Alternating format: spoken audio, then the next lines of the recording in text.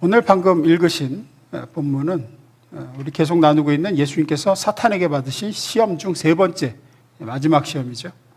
마지막 시험.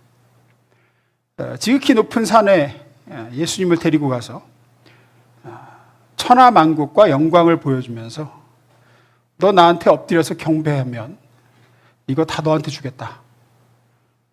그렇죠. 그러니까 예수님께서 앞에 두 번의 시험과 마찬가지로 말씀으로, 특히 신명기 말씀, 세 번 다 신명기 말씀입니다. 신명기에 나오는 말씀으로 물리치시죠. 사탄아 물러가라 기록되었을 때 주 너희 하나님께 경배하고 다만 그를 섬기라 하였느니라. 오늘 이 마귀의 마지막 시험과 예수님의 대응을 좀 보면서 두 가지 은혜를 좀 나누려고 합니다. 하나씩 봅니다. 첫 번째 읽어보겠습니다. 시작.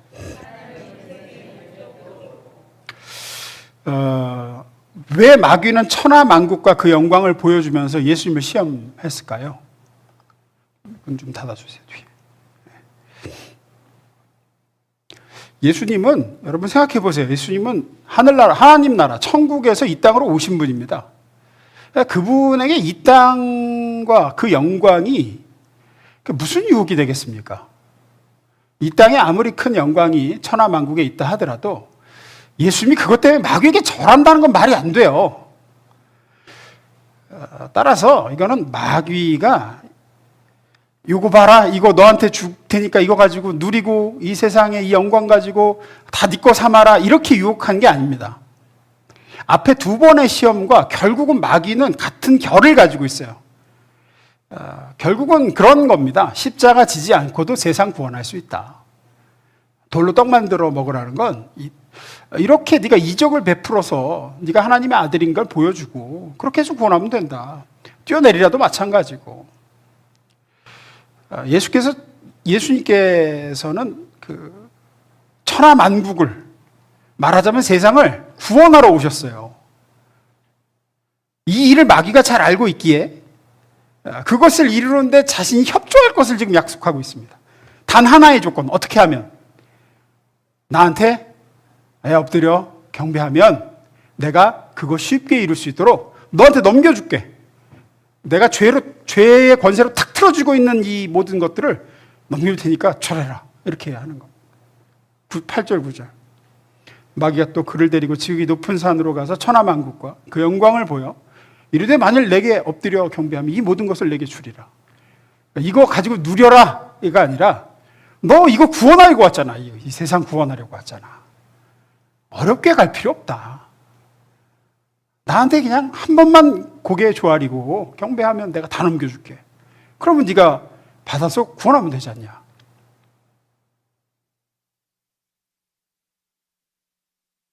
그러면 어렵게 십자가에 못 박히고 고통당하고 죽고 그럴 필요 없다. 피 흘릴 필요 없다. 내가 다 넘겨줄 테니까 고개만 한번 숙여라. 그 다음에 천하만국의 모든 사람과 영광을 구원하여 아버지께 바치면 될 거 아니냐. 이런 마귀의 유혹에 대해서 예수님이 이렇게 말씀하시죠. 10절입니다. 읽습니다. 시작.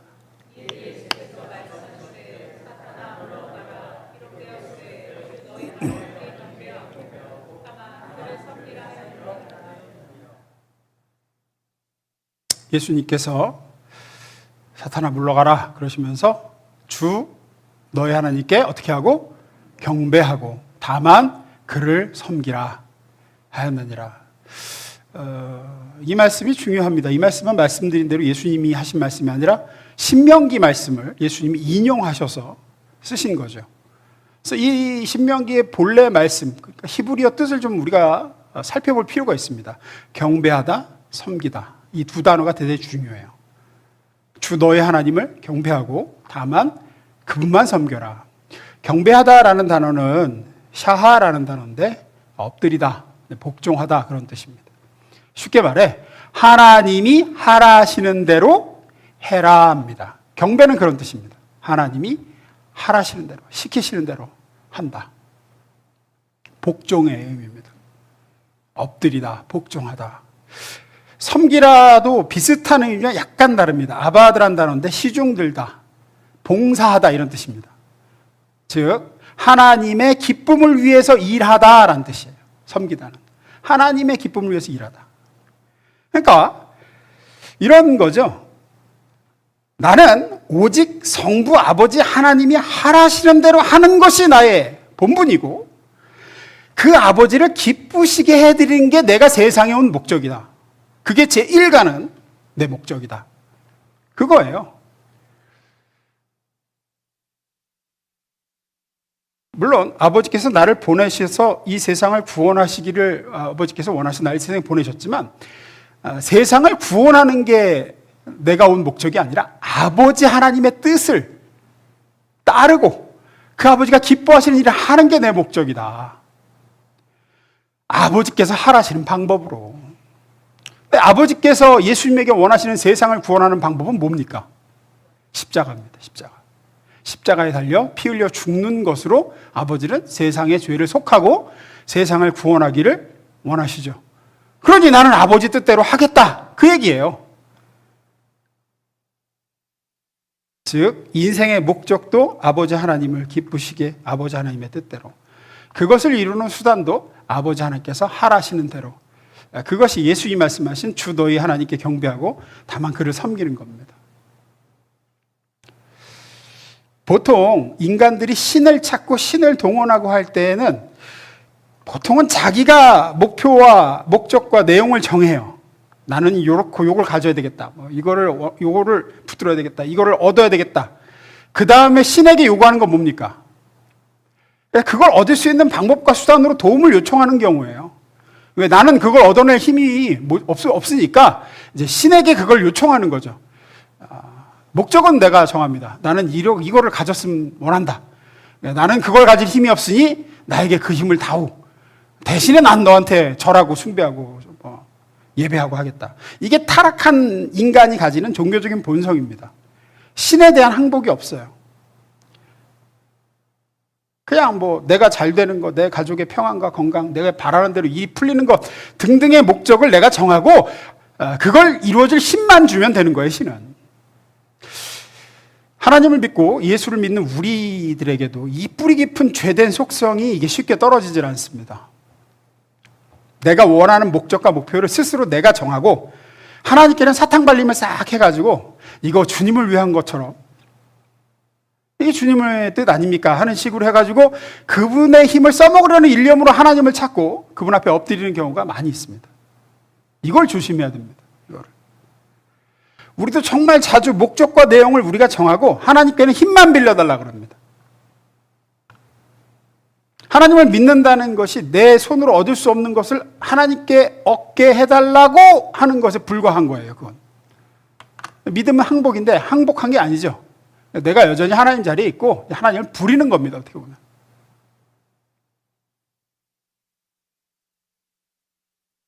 하나님께서는 내 자식 좋은 학교 가게 해주시는 분에 불과하고 이렇게 되면 실제 목적은 이제 내 자식을 좋은 학교에 들여보는 데 있는 거고, 내 목적은 이 일이 내가 바라는 대로 잘 되는 게 내 목표고 하나님은 그 목표를 이루어줄 수단이 되실 뿐이고,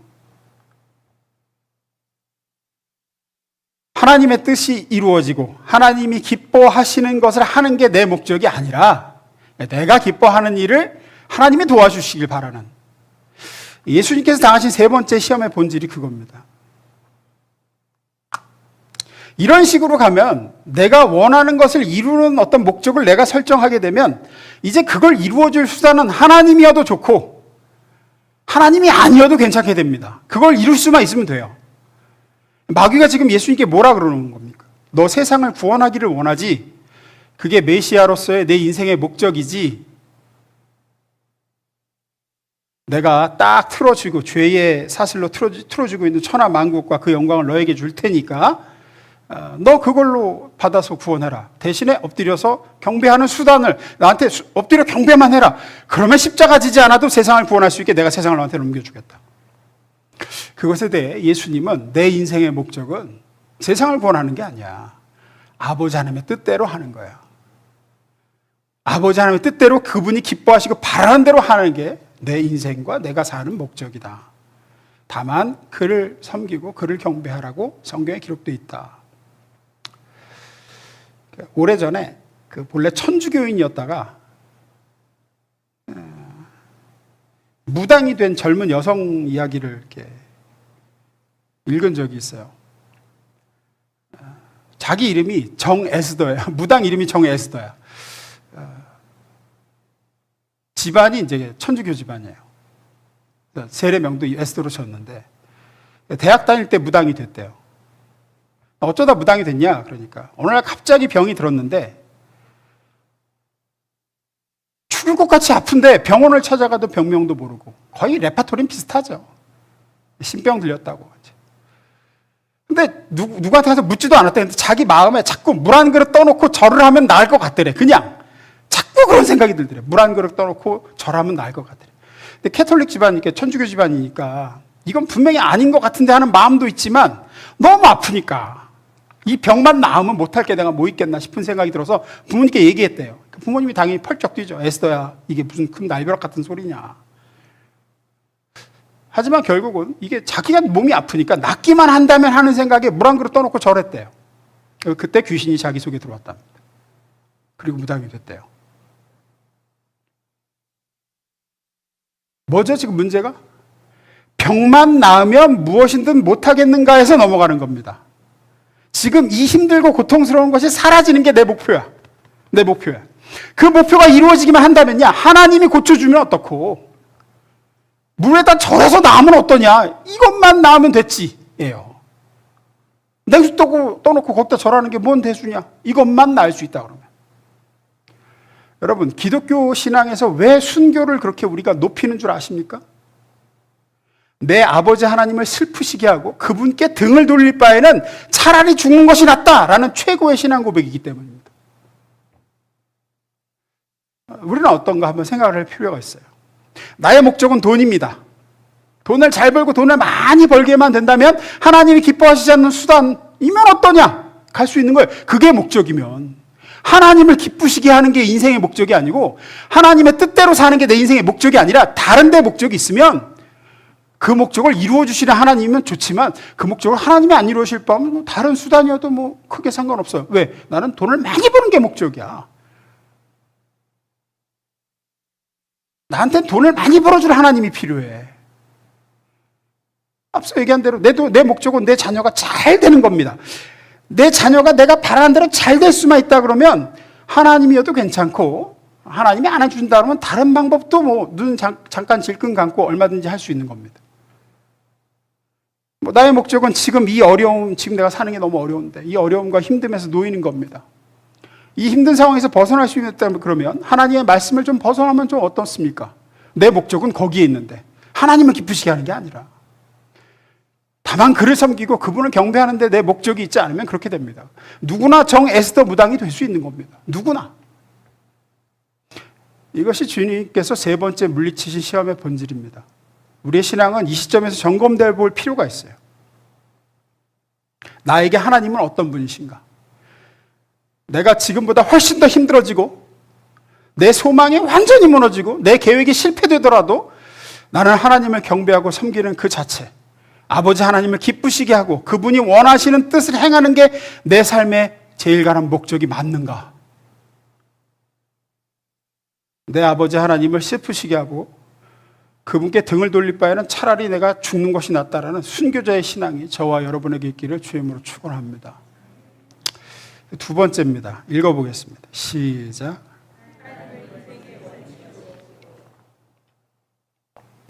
여러분, 오늘 우리가 지금 사는 이 여러분과 제 삶의 이런 모습은 지금까지 살아오면서 내린 수많은 선택과 결정의 결과물입니다. 오늘도 여러분이 이렇게 수요기도에 나온 것도 기도에 나가기로 뭘 한 겁니까? 예, 선택을 한 거예요. 그냥 막 어쩌다가 그냥 나온 게 아니죠? 그리고 그렇게 여기 기도 자리로 오기로 결정한 이 선택은 반드시 결과를 만들어냅니다. 어떤 식으로든지. 오지 않기로 한 결정도 결과를 만들어내고 오기로 한 결정도 결과를 만들어냅니다. 어떤 식으로든지. 그런 선택과 결정들이 만들어낸 그 결과물들이 쌓여서 인생이 되는 거라고요. 오늘도 우리는 수많은 결정들을 했고 내일도 할 겁니다. 그래서 그 결정들의 총합이 오늘날의 내 인생이 되는 거고 미래의 내 인생이 되는 거예요. 그냥 뚝 떨어지는 게 아니라. 제가 예전에 청년 수련회 가서 그랬습니다. 예를 들어서 어떤 미래를 원하면 그 미래를 위한 선택을 오늘 해야 된다. 가기 싫은 학원을 가겠다든지 하기 싫은 공부를 하겠다든지 그래야 그 미래가 나한테 오는 거지. 아, 나는 그렇게 되고 싶은데 뚝 떨어지는 게 아니다. 자, 그렇게 결정에 따라서 우리의 인생이 결정이 되는 거죠. 어떤 결정을 하나에 따라서 모든 삶의 결과물이 달라질 수 있습니다. 작고 사소한 결정도 있죠. 어떤 물건을 살까 말까, 이걸 먹을까 말까, 이사를 갈까 말까, 뭐 진학을 할까 말까, 어느 학교를 갈까, 뭐 다 선택이죠. 비교적 크고 중대한 결정들도 있습니다. 이 계약을 할까 말까, 큰 계약권이 해야 되나 말아야 되나, 뭐 결혼을 해야 되나 말아야 되나, 결혼에 대해서 결정할 때 이 사람과 결혼을 해야 되나 말아야 되나, 뭐 중요한 결정이죠. 인생의 향방이 좌우되는. 어떤 결정은 어쨌든 가볍든 무겁든 후회를 남기고 어떤 결정은 또 그러길 잘했다라는 좋은 결과를 가져오고 결정을 따라 실패와 성공이 결정됩니다. 그래서 선택과 결정이 삶의 질을 결정해요. 좋은 선택, 좋은 결정을 많이 하는 게 결국은 복된 인생이란 얘기입니다. 인생은 끊임없는 선택의 연속이고 그 선택에서 선택을 잘 하는 게 복된 인생이라고요. 자, 무엇인지 결정을 해야 되는데 요즘 뭐 그런 얘기도 있죠. 결정 장애자들도 많다 그러죠. 결정을 못 내겠는 거예요. 그래서 결정을 계속 미루죠. 왜? 결정에는 뭐가 따라오니까? 결과가 따라오고, 책임이 따라오고, 결과가 따라오니까. 그래서 자꾸 미루죠. 근데 여러분, 결정을 하지 않고 미루는 것도 결정하는 겁니다. 무슨 얘기인지 아시겠어요? 내가 결정을 이쪽이도 이쪽이도 해야 되는데 안 하겠어. 못 하겠어. 안 하고 있어. 그것도 일종의 결정이라고요.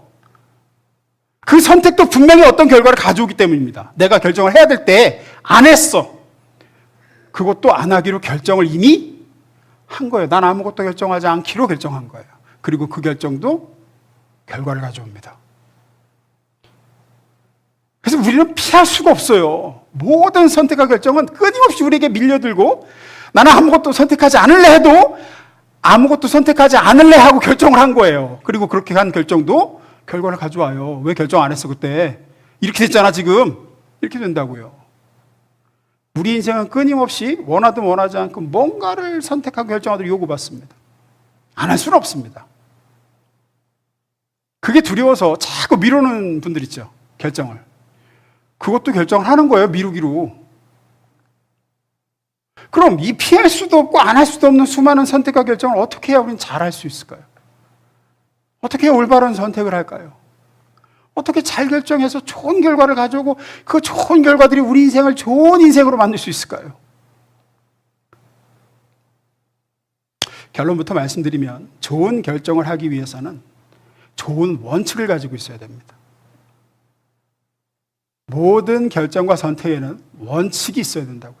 제일 안 좋은 게 뭐냐? 아예 원칙이 없이 사는 사람이에요. 최악이에요, 최악. 제일 불쌍해요.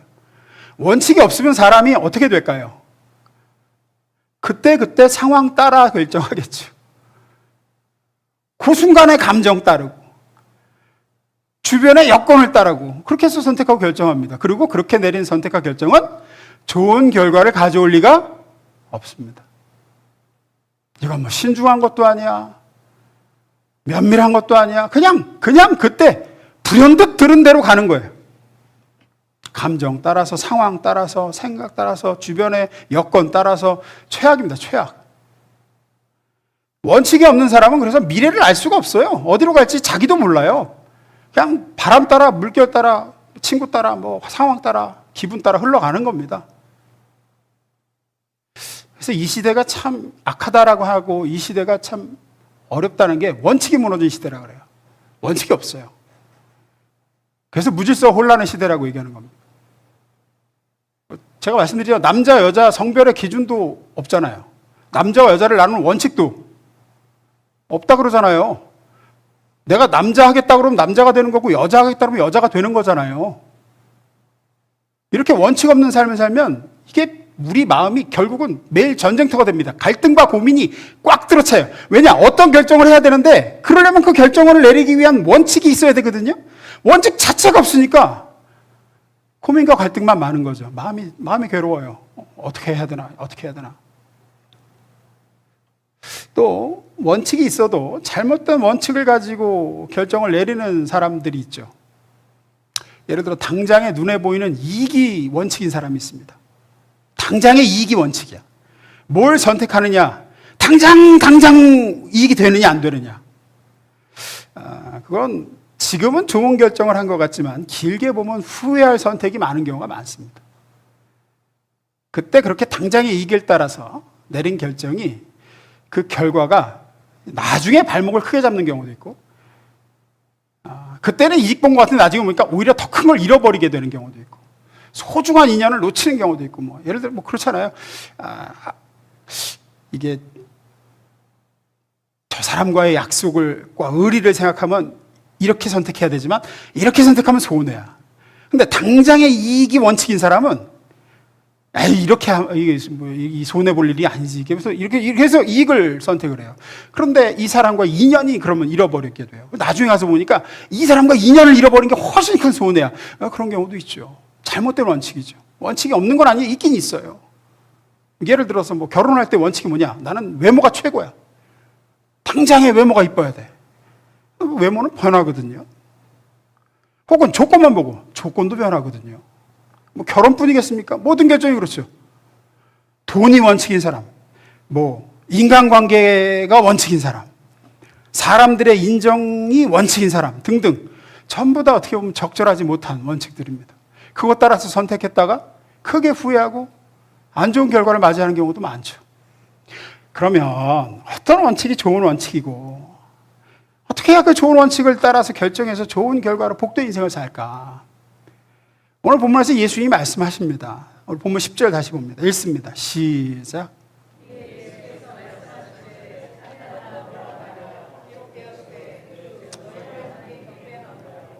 다만 그를 섬기라 하였느니라. 제가 앞서 말씀드렸죠? 이 말씀은 경배하다는 엎드리다, 복종하다. 즉 하나님이 하라시는 대로 한다. 이게 경배하다는 뜻입니다. 복종한다. 엎드려서 절한다는 의미는 하라시는 대로 하겠습니다. 이게 뜻이에요. 섬기다는 뭐라고요? 시중들다 봉사하다는 뜻인데 하나님의 기쁨을 위해서 일하다는 뜻입니다. 딱 봐갖고 하나님이 요걸 기뻐하실 것 같다. 그러면 그걸 얼른 하는 거. 그게 섬기는 겁니다. 즉 하나님의 뜻대로 결정하고 하나님이 뭘 기뻐하실까를 선택과 결정의 원칙으로 삼으라는 거죠. 예수님의 결정의 원칙이었습니다. 마귀가 나한테 절해라 그러면 천하만국을 그 영광을 너에게 주리라 할 때 그건 내 선택과 결정의 원칙에 위배된다. 내 선택과 결정의 원칙은 아버지 하나님이 하라시는 대로 하는 것이며 아버지께서 기뻐하시는 쪽을 선택하는 거다. 마귀는 끊임없이 우리에게 속삭입니다. 선택의 순간에 야 이렇게 해라 이렇게 해라 이렇게 해라. 그럴 때 여러분 오늘 본문의 예수님의 원칙처럼 우리도 올바른 원칙을 딱 세우셔야 돼요. 아버지 하나님이 하라시는 대로 단 1mm라도 하나님이 기뻐하시는 쪽으로 가겠다. 우리 잘 아는 다니엘 아시죠? 성경의 다니엘을 보면 바벨론에 붙잡혀간 어린 소년이었습니다. 자유를 빼앗긴 신분이고 노예입니다. 노예는 자기 결정권이 없습니다. 그런데 다니엘은 어떡합니까? 의외의 모습을 보이죠? 8절입니다. 유명한 구절이죠. 읽어보겠습니다. 시작. 다니엘은 뜻을 당하여 왕의 음식과 그가 마시는 포도주로 자기를 더럽히지 아니하리라 하고 자기를 더럽히지 아니하도록 환관장에게 구하니. 중요하죠. 다니엘은 뭘 정하여? 뜻을 정했다 그러죠. 원칙을 정했다는 얘기입니다. 원칙을 정했어요. 이게 간단한 얘기가 아닙니다. 포로로 붙잡혀온 사람이고 노예고 주도권이 지금 없어요. 나라 망해서 끌려왔어요. 그래서 바벨론 왕실의 문화를 따라야 돼요. 시키는 대로 해야지. 못 끌려온 놈이 이래라 저래라 지가 뭘 요구를 해. 근데 원칙을 딱 정합니다. 그리고 선택을 내리죠. 왕의 음식과 포도주는 여기서 얘기한 뭐 여러 가지 가능해요. 왜 왕의 음식과 포도주를 먹지 않겠다고 했는지 뭐 제사 음식이다 여러 가지 이유가 있지만 쉽게 말하면 지금으로 말하면 세상 문화입니다. 세상 사람들이 사는 그 주류의 흐름입니다. 근데 그걸 거절했다는 겁니다. 이 세상 문화를 따르는 것은 하나님이 기뻐하지 않으시는 것 같은 거예요. 딱 보니까 바벨론의 문화를 따르는 거 하나님이 기뻐하시지 않아. 안 먹겠다고 합니다. 안 먹겠다고. 이건 사실 대단히 어떻게 보면 엄청난 원칙입니다. 왜냐하면 이게 먹는 거는 일주일에 한 번, 한 달에 한 번 부딪히는 게 아니라 하루에 3번씩 부딪혀야 될 일이에요. 매일 3끼를 먹어야 되는데. 중요한 것은 원칙을 세웁니다. 하나님이 뭘 기뻐하실까? 나를 향한 하나님의 뜻이 뭘까를 원칙으로 삼아 결정을 했고 선택을 내립니다. 저는 먹지 않겠습니다. 물하고 채소만 주십시오. 물하고 채소만. 그러자 이제 책임자가 그러죠. 야, 너 물하고 채소만 먹었다가 얼굴이 파리하게 말라가면은 왕이 잘 먹이라 그랬는데 니네 그렇게 되면은 내가 어떻게 되겠냐? 그럼 일주일만 시험해 보십시오. 일주일 시험해 보니까 오히려 이렇게 살도 오르고 애가 더 이렇게 멀끔해지니까 이제 그렇게 하죠. 어쨌든 이런 결정을 내립니다. 다니엘은 하나님의 뜻대로 하나님이 기뻐하시는 쪽으로 원칙을 세우고 결정을 내립니다. 그 결정은 뭘 가져오죠? 결과를 가져옵니다. 17절 제가 읽습니다. 하나님의 도우심으로 글 공부를 잘해서 전문 지식을 갖추게 되었다. 그 중에서도 다니엘은 어떤 환상이든지 꿈이든지 다 풀 수 있는 재능을 받았다. 그리고 이 재능으로 다니엘은 총리가 되죠. 원칙대로 선택한 결과입니다. 어느 날 하루에서 뚝 떨어진 게 아니라 예를 들어 크리스찬 청년이 직장에 들어갔습니다. 직장에서 회식 문화에 처음부터 상사가 따라주는 술을 입에 안 대겠다는 원칙을 가지고 그렇게 들어간 사람과 그때 봐서 상황에 따라 결정하겠다는 사람은 게임이 안 됩니다. 결과물에 있어서 게임이 안 됩니다. 상황에 따라 내가 결정하겠다가 아니라 처음부터 원칙을 정하고 가는 사람. 이것이 세상 문화인가 하나님 문화인가? 이것이 내 아버지께서 기뻐하시는 쪽인가 기뻐하지 않으실 쪽인가? 그것이 내 원칙이다. 아무리 이것 때문에 직장에서 눈총을 받고 상사가 실망을 나한테 하고 이런저런 압박이 들어온다 그래도 내 아버지 하나님을 기쁘시게 하기 위해서라면 내가 내 목이 날아가도 술은 입에 대지 않겠다는 원칙을 세우고 시작하는 청년. 얘기가 달라지겠죠. 얘기가. 하나님의 뜻이 아니니까. 하나님이 내가 이렇게 결정하기 기뻐하시니까 나는 오직 주 나의 하나님께 경배하고 다만 그를 섬기리라. 예를 들어 나는 어떤 경우에도 남의 허물을 드러내거나 뒤에서 비난하지 않겠다. 왜? 하나님이 기뻐하시지 않는다고 성경에 되어 있다. 나는 맡겨주신 일을 성실히 하겠다. 하기 싫어도 의욕이 없어도 의지를 가지고 하겠다. 내 아버지의 자녀로서 부끄럽지 않게 살겠다. 난 누구하고의 약속이 있어도 그 약속을 철저히 지키겠다. 왜? 그것이 하나님의 자녀를 향하신 아버지께서 기뻐하시는 뜻이다.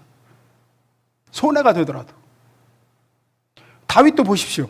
자기를 죽이려는 사울에게 쫓길 때 이런 일이 있죠. 제가 읽어드릴게요. 사무엘상 24장 3, 4절. 사울이 쫓아왔는데 마침 그곳에 굴이 있어. 사울이 3,000명 데리고 다윗 쫓을 때입니다. 사울이 굴에 들어가서 용변을 보았다. 다윗과 그의 부하들은 그 굴 안쪽 깊숙한 곳에 숨어 있었다. 다윗의 부하들이 낮은 목소리로 다윗에게 말했다. 믿어지십니까? 내가 내 원수를 내 손에 넘겨주겠다. 무엇이든 내 마음대로 행하여라. 사실 이런 구절은 성경에 없는데 이렇게 얘기를 합니다. 하신 하나님의 말씀이 바로 오늘 두고 하신 말씀입니다. 가서 사울 죽이고 왕이 되십시오 하죠. 다윗이 어떻게 하죠? 원칙을 따릅니다. 어떤 원칙? 다만 하나님을 섬기고 그분을 기쁘게 경배하겠다. 하나님이 기뻐하시는 일. 하나님이 하라시는 대로. 그리고 이렇게 얘기합니다. 6절 7절입니다. 내가 하나님의 기름 부음 받은 내 주인에게 손가락 하나라도 들어 그를 치는 것은 하나님께서 금하시는 일이다. 그는 하나님께 기름 부음 받은 자다. 다윗의 연말로 자기 부하들이 사울에게 덤벼들지 못하게 막았다. 다윗의 원칙입니다. 이것은 하나님이 금하신 일이다. 물론 여기서 나를 죽이려고 하는 사울을 죽이면 쉽지. 하지만 내게는 원칙이 있는데 이게 쉬우냐 어려우냐가 아니야. 이익이냐 손해냐도 아니다. 하나님의 뜻이냐 아니냐. 하나님이 기뻐하시는 일이냐 기뻐하시지 않는 일이냐다. 이건 하나님 기뻐하시지 않는 일이다. 그 원칙에 따른 선택을 합니다. 그리고 그 선택으로 인한 복된 결과를 맞이하죠. 대부분 아실 거라고 생각합니다. 하나님은 다윗을 크게 기뻐하십니다. 그리고 위대한 임금이 되죠. 하나님의 마음에 합한 자가 되고 내가 다윗의 후손에게서는 왕위를 뺏지 않겠다. 말을 안 들으면 매를 들어서 혼내긴 하겠지만 그렇다고 다윗의 왕위를 뺏지는 않겠다.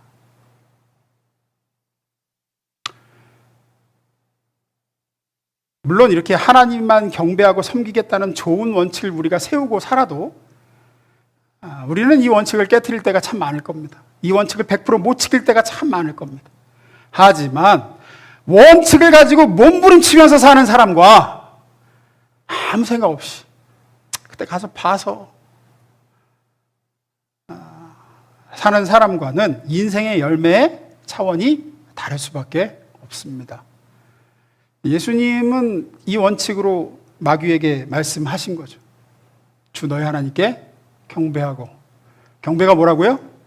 엎드려 절하다 라는 뜻인데 뜻대로 하겠습니다. 아버지 뜻대로 하겠습니다. 이것이 여러분의 원칙과 제 원칙이 되길 주임으로 축원합니다. 또 다만 그를 섬기라. 오직 그 하나님만 기쁘시게. 하나님이 기뻐하시는 걸 제가 하겠습니다. 그게 섬긴다는 뜻이거든요.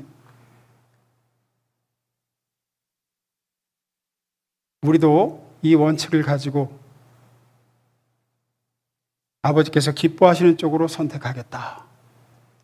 어렵지만 이 복된 원칙을 저와 여러분 가슴에 딱 품고 때로는 무너져도 다시 붙들고 하나님 기뻐하시는 대로 아버지 뜻대로 내가 선택하고 결정하여 그 복된 결과를 다 보길 원하나이다.